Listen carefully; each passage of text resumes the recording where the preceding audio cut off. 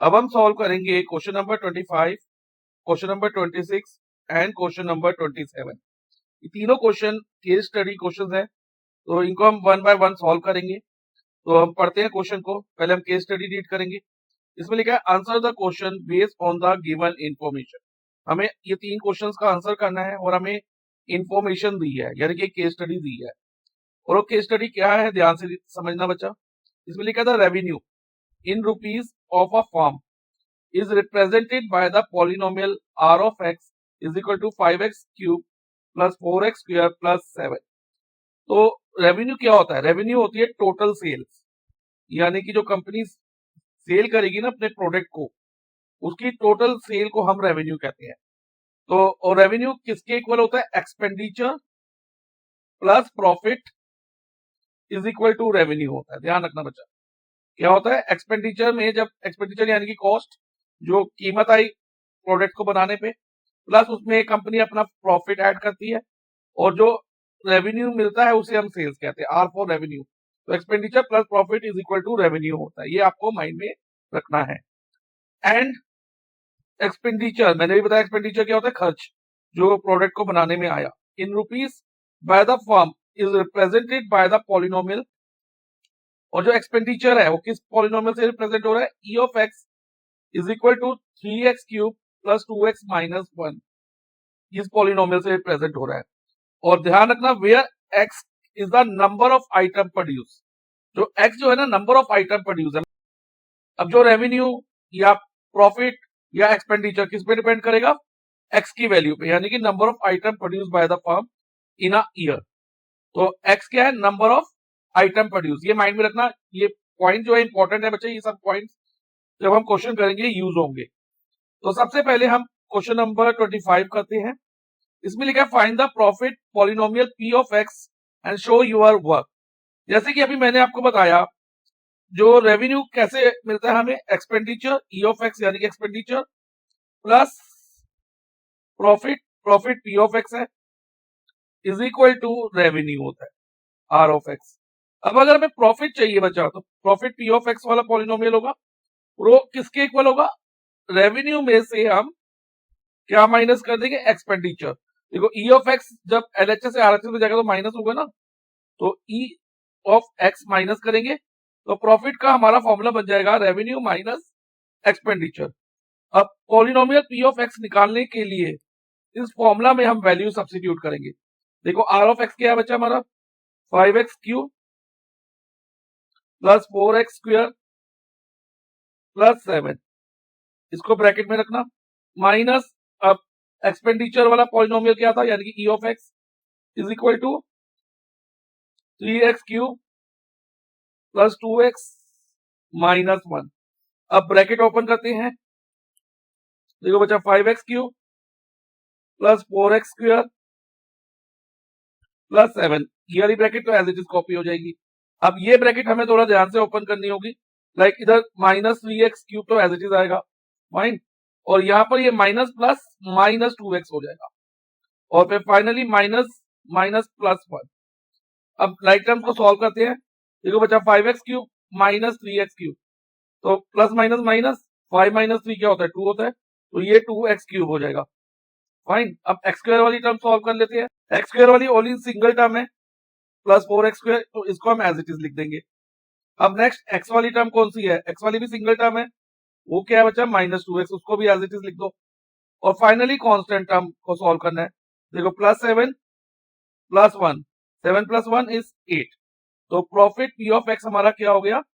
2x cube plus 4x square minus 2x plus 8, यानी कि हमने पॉलिनोमियल रिप्रेजेंटिंग प्रॉफिट फाइंड कर लिया है। तो इस तरह से क्वेश्चन नंबर 25 हमारा कंप्लीट हो गया। अब नेक्स्ट हम क्वेश्चन नंबर 26 सॉल्व करेंगे। इसमें लिखा है if the firm produces 100 product in a year, एक ईयर में वो 100 प्रोडक्ट प्रोड्यूस कर रही है।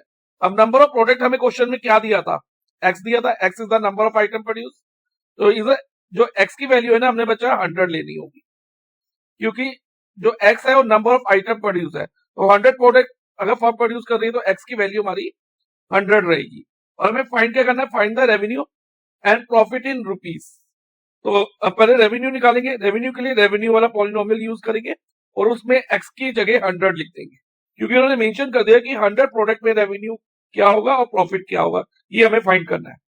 तो बच्चा एक्स की जगह 100 रखो, 5 into 100 cube plus 4 into 100 square plus 7। अब 5 इंटू 100 क्यूब क्या होगा बच्चा, 100 इंटू 100 इंटू 100, 3 टाइम 100 करेंगे तो 10 लाख आ जाएगा हमारे पास। तो 5 into 10 lakh, okay, plus 4 into 100 का स्क्वायर। तो पहले हम 100 का स्क्वायर करेंगे तो 10,000 आएगा, तो 4 इंटू 10,000 प्लस 7। अब देखो बच्चा ये हो जाएगा 50 लाख प्लस 4 इंटू 10,000 40,000 प्लस 7, और फाइनली ये बन जाएगा 50 लाख 40,000 7। ये रेवेन्यू हो गया इन रुपीस। अब इसी तरह से बच्चा हमें प्रॉफिट भी फाइंड करना है इन रुपीस, और उसमें भी एक्स की जगह क्या रखना है, 100 रखना है। और प्रॉफिट फंक्शन अभी हमने फाइंड करा था क्वेश्चन नंबर 25 में, 2x cube plus 4x square minus 2x plus 8। इसको हम पहले यहाँ कॉपी कर देंगे जैसे कि मैंने पहले कराई हुआ इसको, और x की जगह हम क्या रखेंगे बच्चा, 100। तो p of 100 is equal to 2 into 100 cube plus 4 into 100 square minus 2 into 100 plus 8। अब 2 इंटू 10 लाख 20 लाख हो जाएगा हमारा यहाँ पर, प्लस 4 इंटू 10,000 40,000 माइनस 200 प्लस 8। अब ये होगा 20 लाख 40,000, तो ये लिख देते हैं बच्चा 20 लाख 40,000, और इधर माइनस प्लस माइनस 200 माइनस 8 192, और साइन बढ़ेगा तो माइनस 192। अब अगर हम 20 लाख 40,000 में से 192 माइनस करेंगे तो हमें मिलेगा 20 लाख 39,808। तो ये हमारा प्रॉफिट हो जाएगा in rupees when 100 product are produce by firm, जब 100 प्रोडक्ट एक फर्म प्रोड्यूस करेगी। अब हम क्वेश्चन नंबर 27 सॉल्व करेंगे। इसमें बोला tax is calculated on the profit. Tax किस पे कैलकुलेट हो रहा है, प्रॉफिट में। और उसके लिए जो टैक्स के लिए पॉलिनोमियल यूज हुआ है ना बच्चों, क्या यूज हुआ है, टी ऑफ वाई, लिख लेते हैं इसको हम यहाँ पर, T of Y is equal to 0.3 Y plus 100। ये हमारा टैक्स का पॉलिनोमियल है, polynomial for tax, where Y represent the profit earn. और यहाँ पर जो वाई है ना, वाई की वैल्यू वो क्या होगी, प्रॉफिट अर्न होगी। अब हमें फाइंड क्या करना है, determine the tax amount in rupees. हमें टैक्स अमाउंट निकालना है इन रुपीस, यानी कि नंबर्स में हमें टैक्स निकालना है, फिगर्स में, कि कितना 800 400 500 1000 कितना टैक्स है, ये हमें फाइंड करना है नंबर्स में। To be paid on the profit generated from 10 item. वो टैक्स जो जनरेट होगा प्रॉफिट फ्रॉम 10 आइटम्स, जो 10 आइटम सेल करने पे जो प्रॉफिट होगा उसके ऊपर क्या टैक्स लगेगा, हमें ये फाइंड करना है। तो 10 क्या है, नंबर ऑफ आइटम प्रोड्यूस, यानी कि 10 जो है एक्स की वैल्यू है। क्वेश्चन में लिखा था ना x is number of items, तो नंबर ऑफ आइटम 10 है इधर, तो यानी कि एक्स की वैल्यू हमारी 10 रही। तो पहले हम प्रॉफिट कैलकुलेट कर लेंगे और उसको इक्वल टू वाई लिख देंगे। क्वेश्चन में बोला है ना वाई रिप्रेजेंट द प्रॉफिट, तो पहले हम कैलकुलेट कर लेते हैं। सो हम लिखेंगे पी ऑफ 10, एक्स की जगह 10 आ रहा है, देखो बच्चा इधर, 2 into 10 cube plus 4 into 10 square minus 2 into 10 plus 8।